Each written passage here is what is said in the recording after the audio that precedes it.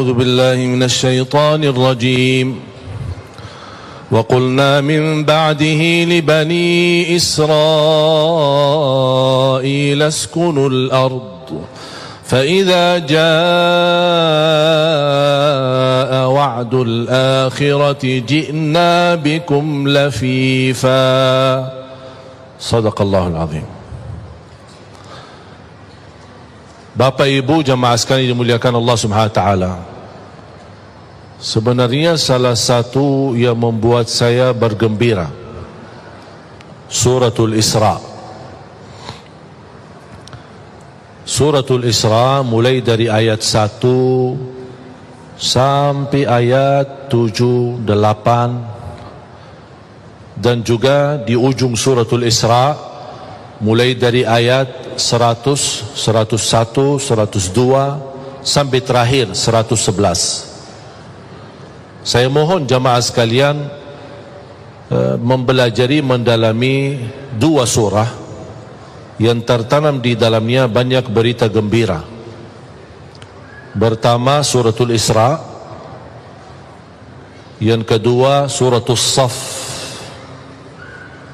Suratul Saf, karena juga di Suratul Saf Allah menceritakan A'udzu billahi minasy syaithanir rajim yuriduna liyutfi'u nurallahi biafwahihim wallahu mutimmu nurihi walau karihal kafirun huwa alladhi arsala rasulahu bil huda wa dinil haqqi liyudhhirahu 'ala ad-din kullihi walau karihal musyrikun.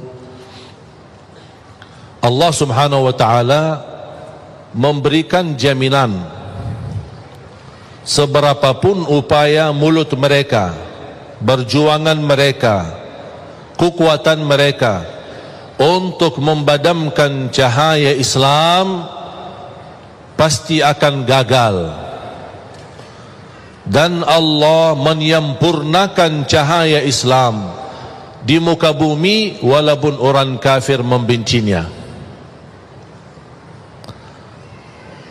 Jadi cerita di dalam Suratul Saf dan Suratul Isra, proses terwujud janji Allah memang keadaan yang terjadi di Palestina harus seperti itu.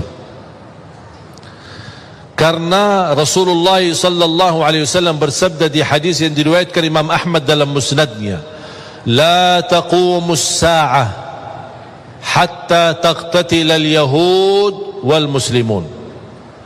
Tidak akan terjadi hari kiamat sampai terjadi perang besar antara umat Islam dan Yahudi. Di mana tempat perang? Di situ, di Palestina. Bahkan sebagian ulama berkata Ardul Mahsyar Palestina, tempat nanti dibangkit oleh Allah seluruh manusia, berkumpul di satu tempat untuk dihisab hari kiamat. Itulah tanah suci Palestina, disebut Ardul Mahsyar. Makanya Palestina memiliki keistimewaan yang sangat besar.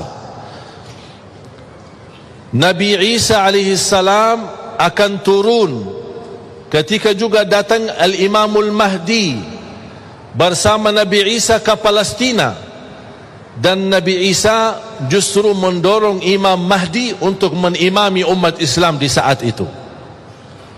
Karena Al-Imamul Mahdi adalah keturunan Nabi Muhammad SAW, bernama Muhammad ibnu Abdillah, sama dengan nama Nabi kita Nabi Muhammad ibnu Abdillah sallallahu alaihi wasallam. Berarti kalau akan terjadi perang besar, sampai kata Rasulullah SAW, hatta yakhtabi al-yahudi, sampai orang Yahudi menyembunyikan dirinya, lari dari lapangan tamburan, takut menghadapi umat Islam, takut. Dia sembunyi di belakang pohon-pohon dan batu. Allah perintahkan pohon dan batu untuk berbicara.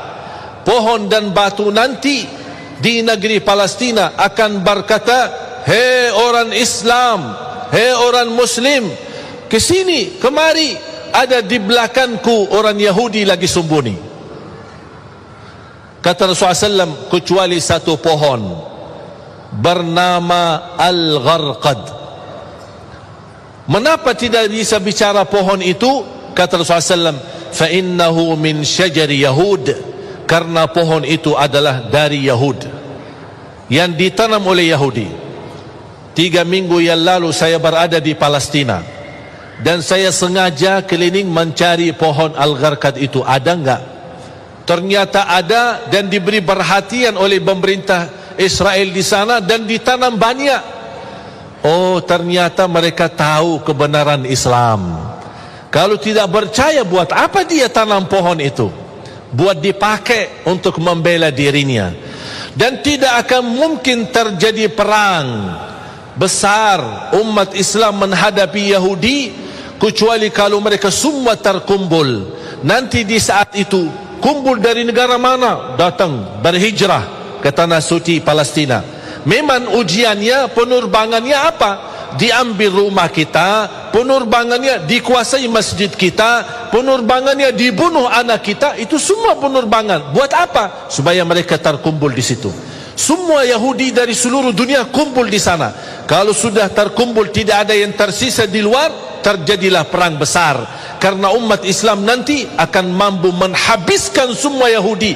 Tidak ada satu Yahudi pun yang akan hidup di muka bumi. Berarti ujian jamaah sekalian yang kita ada di Palestina memang proses ujian yang ujung-ujungnya akan kembali kekuasaannya umat Islam. Allah punya hikmah. Allah tidak mungkin suka kezaliman. Allah tidak mungkin membiarkan pembunuhan dan tumpahan darah di mana-mana, apalagi tanah suci Palestina. Tapi Allah Subhanahu wa ta'ala memiliki hikmah yang barangkali kita belum tahu.